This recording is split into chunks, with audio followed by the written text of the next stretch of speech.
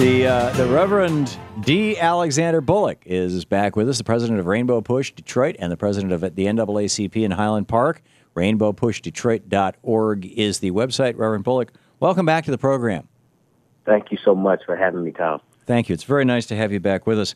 What is the state of affairs in Michigan right now with Governor Snyder trying to put his crony managers in place of elected officials around the state?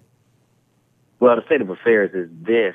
While the ballot initiative finally is on the ballot, we will be able to vote no on Proposal 1. And so that's the good news. No on Proposal 1, vote PA4 down. There's been all this political maneuvering to keep emergency managers in place.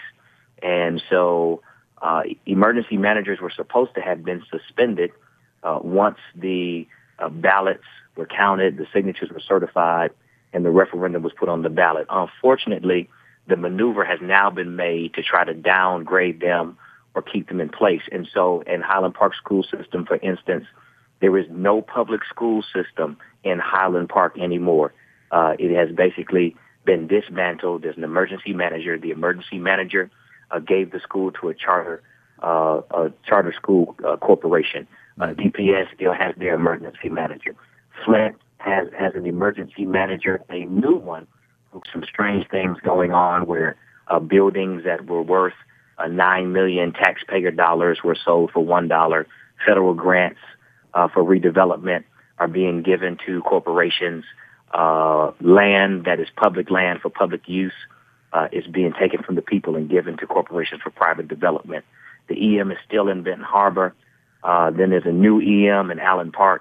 And so while we have won the provisional victory of being able to vote this thing down, we're seeing all kind of legal maneuvering in place to still prop up this system of dictatorship. And so we want to remind people that this is still a live option.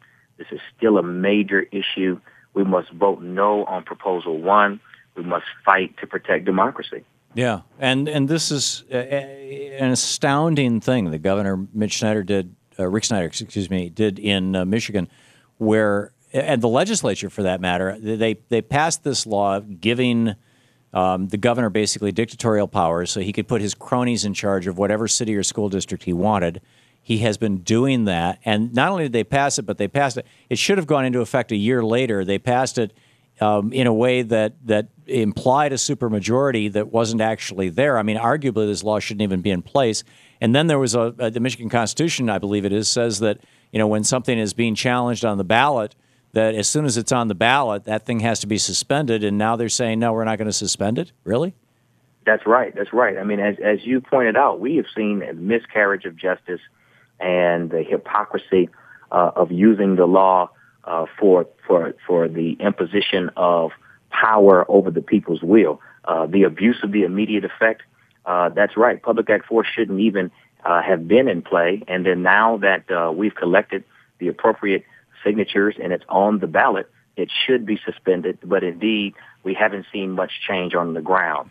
And so we have gotten a partial victory where certain parts of the consent agreement in Detroit have been struck down, but we're still seeing teachers and firefighters being assaulted. We're still seeing cities being targeted where Highland Park, 1,400 lights being taken out of the city of Highland Park, the city of Detroit, the Belle Isle, which is a public park, is being slated to be taken over by the state.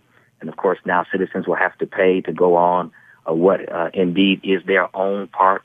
Marinas being taken from the city and sold to private developers. And so we're seeing the state of Michigan being turned into a flea market where school districts and cities who may be cash poor but asset rich are being stripped, much like homes are stripped of their copper. And so this is a very, very key issue, because the question is this: when there's a financial crisis in a state or a city, how will we respond? Will we respond by destroying democracy, by divesting and destroying urban and rural communities? Or will we respond by strengthening democracy and by developing ingenious plans for redevelopment that will put people back to work and that will hold corporate citizens and regular citizens accountable? And so we are marching towards November. Happy to come on the show today to, again, raise the call, raise the issue. We need folks in Michigan to begin to tell their neighbors and their churches and their locals and their friends to vote no on Proposal 1. We must fight to maintain our voice and our vote in this state. Yeah, there you go. And the polls are showing that President Obama is 10 points ahead of Mitt Romney in Michigan, which is amazing given that Mitt Romney's dad was governor of Michigan. He grew up in Michigan, or somewhat. I mean, I guess he went to elite private schools all over the place, but he considers Michigan his home state or his childhood state. And I'm wondering how much of the legislature, how much of the House of Representatives and the Senate are up for re-election this year, and is the governor? The governor, I believe, is not up for re-election. Is that correct? That's right. The governor has 2 more years. He's not up. Okay.